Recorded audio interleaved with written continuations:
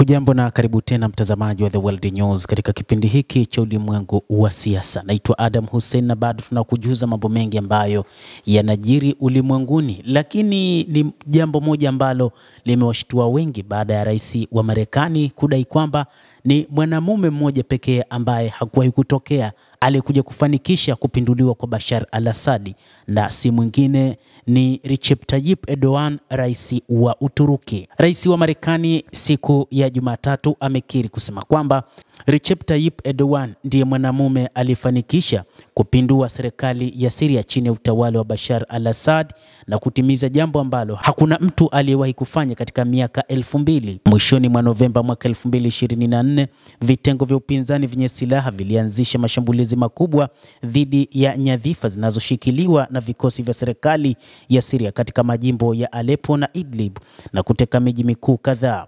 Aleppo, Hama, Deraa na Homs, miongoni mwa miji huko nchini Syria, ilitekwa na kundi la Hayat Tahrir al-Sham, miongoni mwa makundi ambayo yalinasibishwa na kundi la Al-Qaeda. Mnamo Desemba 8 waliingia Damascus na kusababisha askari wa serikali kuondoka kutoka katika mji mkuu, ambapo Bashar al-Assad alijiuzulu kama rais wa Syria na kuondoka nchini humo kuelekea nchini Urusi katika jiji la Moscow. Mnamo tarehe 10 Desemba, Mohamed al-Shara aliongoza serikali inayoitwa Serikali ya Wokovu ya Syria katika jimbo la Idlib. Tangu Januari mwaka 2024 alitangaza kuteuliwa kwake kama mkuu wa serikali ya mpito wa Syria. Kipindi cha muda kinatarajiwa kuhudumu hadi Machi mosi mwaka 2025, lakini alijitangaza kuwa kiongozi wa nchi hiyo kwa muda ndani ya miaka 5. Kiongozi wa kundi la Hayat Tahrir al-Sham lililoharamishwa nchini Urusi, Ahmed al-Shara, anayejulikana pia kama Abu Muhammad al-Julan, amekuwa kiongozi mpya wa Syria.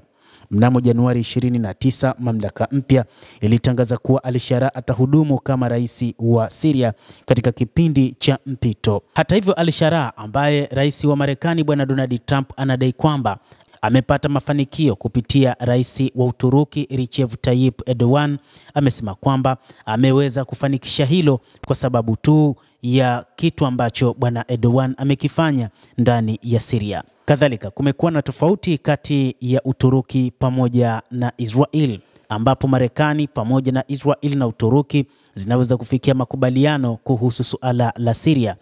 Kauli ya rais wa Marekani Donald Trump alisema akijibu maswali katika mkutano na waziri mkuu wa Israel Benjamin Netanyahu.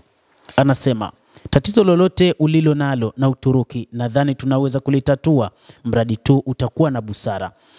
Ni kauli ya rais wa Marekani Bwana Trump wakati akimweleza Bwana Benjamin Netanyahu na wakati akiwaeleza waandishi wa habari, na akisisitiza kwamba ana uhusiano mzuri sana na rais wa Uturuki Recep Tayyip Erdogan.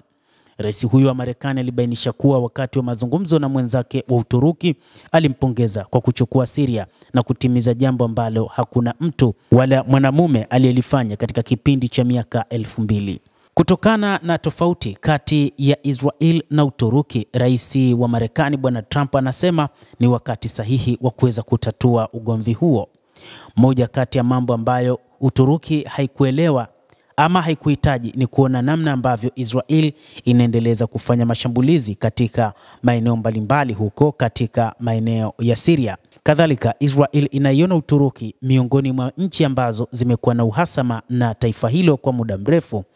Hata hivyo, imefikia hatua Uturuki ikasema kwamba ina uwezo wa kuishambulia Israel na inaweza kuchukua baadhi ya maeneo ambayo yalikuwa chini ya himaya ya Ottoman tangu miaka ya zamani. Kama Waisraeli wanavyodai kuwa baadhi ya maeneo katika Palestina ni ya kwao kihistoria. Basi mtazamaji, endelea kutufuatilia na usisahau kulike, kucomment na kusubscribe channel yetu hii.